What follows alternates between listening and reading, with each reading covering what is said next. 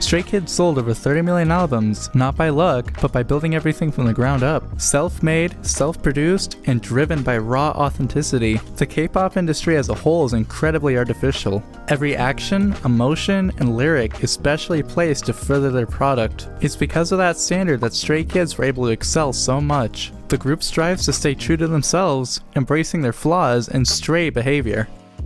Ever since the beginning, making their own music has been a key point to their image. Nearly all of Stray Kids' music is written and produced by 3 members of the group, known as 3RACHA. The responsibility of creating their own songs can be daunting, especially with how difficult being an idol is already. However, this allows them to make exactly the music they want to perform and shape it to fit their image perfectly. The group is free to discuss a wider range of topics and experiment with genres that seem otherwise ridiculous for the standard, manufactured K-pop scene. In several instances, their music has acknowledged and discussed mental health, something that can be often overlooked or even outright ignored. Some of their most popular songs with these themes are Silent Cry, Lonely Street, and Cover Me. These songs not only add variety to their music, but it gives listeners something to cling to and feel support from. Many of these songs are written from the members' personal experience, letting their fans, and especially Stay, feel connected to not just the music, but the artist behind it. One of 3RACHA's members, Bangchan, is known for staying up well into the night to work on music, trying to put as much time into it as he can. Chan has spent many nights grinding away at music, working to make the best songs he can, even if that means he doesn't sleep that night. However, Chan isn't superhuman by any means. For the longest time, it confused me how he could dedicate so much of his day to working, whether that's performances, practicing, or writing. But recently, I noticed he tends to get his rest during commutes. Not only does this highlight Bangchan's drive for success, but it applies to the group as a whole. Stray Kids are willing to do whatever it takes to make their style stick. They could take the easier way around this, letting dedicated producers write their music, but they refuse to, wishing to sing the songs they love rather than the songs be given to them. In recent years, Stray Kids has grown as songwriters, with every member learning how to create personal music. With the group's core team leading the way, they're able to create songs that fully match their vision, both in lyrics and melody. We'll talk more about the members' involvement later. The relatability of their self-produced songs has allowed for listeners, both new and loyal, to further connect with the group. Even though Stray Kids' experimental sound is popular now, it hasn't always been. Their career looked promising when they were getting started, building traction and attention with their survival show in 2017. When their debut album, I Am Not, came around, it only sold 3,421 copies in its first day, which, don't get me wrong, is a lot for a rookie group, but it certainly wasn't that many compared to other groups in the industry. Unfortunately, their next mini-album dropped in sales significantly, falling to 1,766 copies in its first day. However, Stray Kids stuck through it, working to improve their skills, music, and performance.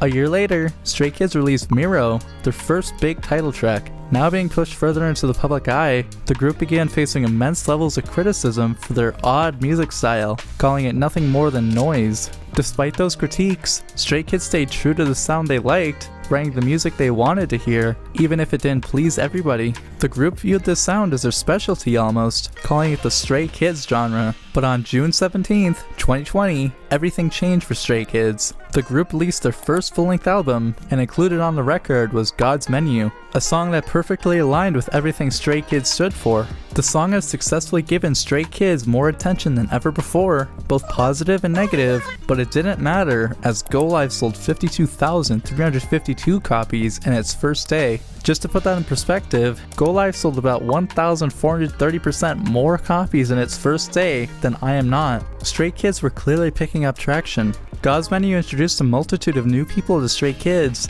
with his music video becoming the first to hit 100 million views from the group. God's Menu was actually my first impression of Stray Kids. I remember thinking the way the song blended styles was absurd, but still enticing, leading me to check out more songs from the group. Hundreds of thousands of people just like me were being wrapped into the Stray Kids genre, and they were loving it. God's Menu and Go Live were a huge breakthrough point for Stray Kids. Without the success here, it's hard to say for sure if they could be anywhere near the leader status and success they have currently. It was a gateway for them to continue making the music they loved, directly addressing those earlier naysayers in their first million-selling album. The title track of that album, Thunderous, expanded on their genre versatility better than any song before. It combines themes of traditional Korean folk music with modern-day hip-hop and EDM.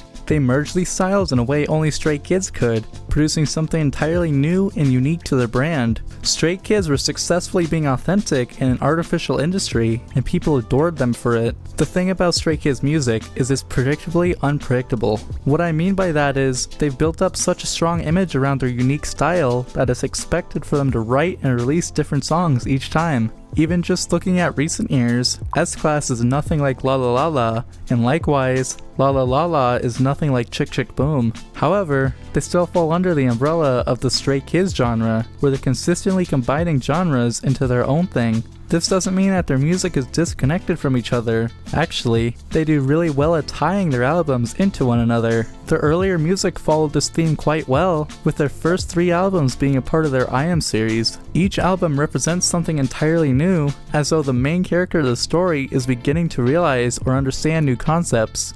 The songs are additionally written with that theming in mind. District 9 is an aggressive hip-hop song, My Pace leans into an electronic side, and I Am You adapts to an alternative rock sound.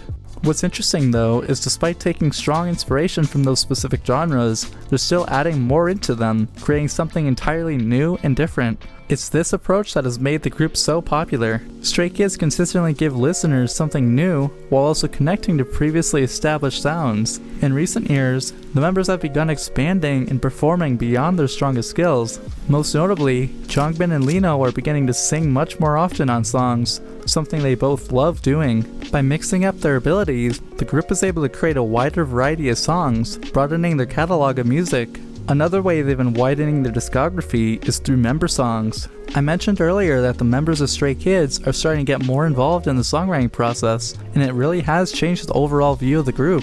As an 8-member family, they each have their own goals, struggles, and motivators. These very aspects often make their way into the music they write. The other interesting thing is that each member has their own way of expressing their ideas. This switch for more personalized music has allowed the members to adapt their songs into exactly the style they're looking for. Altogether, it elevates the full group's image and has continued to push their image immensely. If Stray Kids music is responsible for hooking their audience, the members are certainly responsible for converting them into fans. Originally formed by Chan, the synergy of the members has always been a key element to the group. JYP stated during their survival show that Stray Kids had a clear weapon beyond their songwriting abilities. He and the audience noticed the connection the group had was like nothing else. Tearing the group apart with even one member missing would be detrimental. Each member has something entirely unique to contribute to the group. Most people think of their musical or performance skills, but truly, it extends to even their personality. An illegitimate personality is perhaps one of the easiest things to detect, and the fact that Stray Kids can be themselves on camera and interact with each other naturally goes extremely far. One of their best known traits is their chaotic nature, keeping up high energy oftentimes. A beloved series from the group, Skiz Code, showcases their goofier side exceptionally. Whether that's chasing drones, messing with instruments, or sabotaging each other, they always seem to be up to something. It's these very antics that people love, feeling curious about what the group will do next. Viewers and listeners end up feeling more connected to the artists than they usually would if the group chose to artificially create these interactions. This chaotic nature ties into their music as well, where their music could be seen as chaotic. The group has even developed a term for it, considering their music funnily annoying. This term could additionally be used to describe the group's personalities, with them enjoying annoying each other, but without overstepping boundaries. Stray Kids make it obvious that they care for each other outside of business. Fans understand that the group is more than just coworkers, they're a family.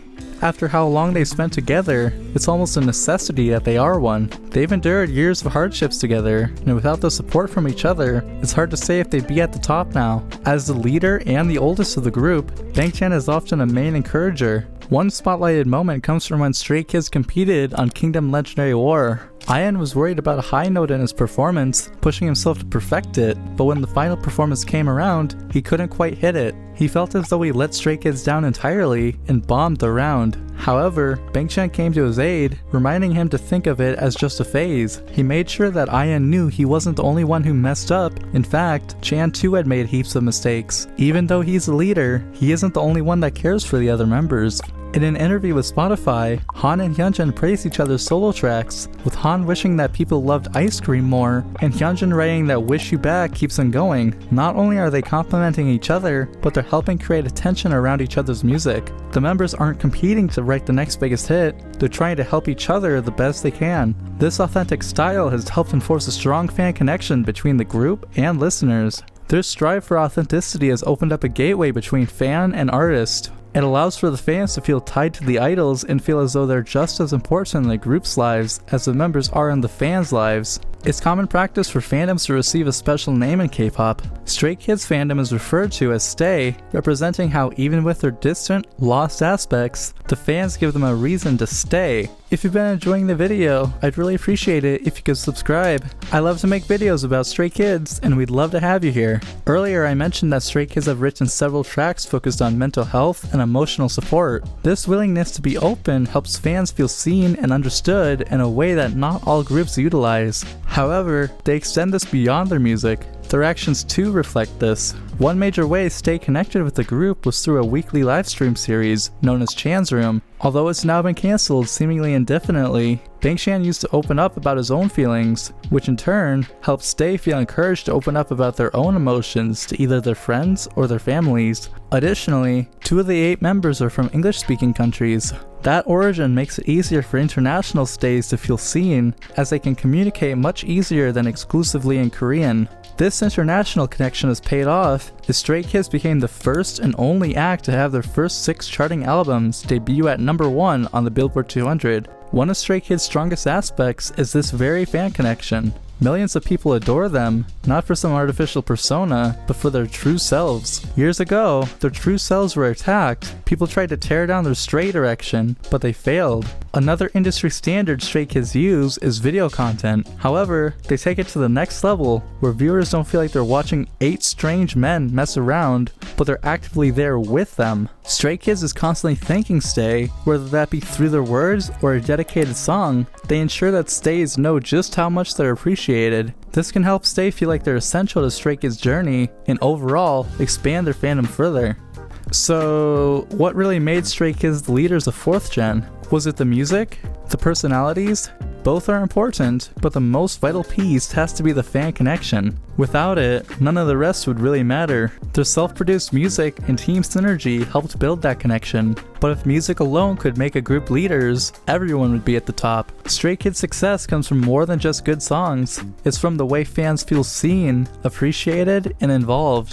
The truth is, it's all connected. Their authenticity, their ambition, their care for each other, and for Stay. Fans understand the group is more than a product of the industry, they're driven artists. It's that complete picture, that balance, that's made them not just successful, but undeniably the leaders of their generation. There's one part of Stray Kids' music I didn't touch on much, and it might just be the most important. Their rap has grown more than almost anything else, and it's been key to shaping their success. If you want to see how they pulled it off, you can click the video on screen. Thanks for watching.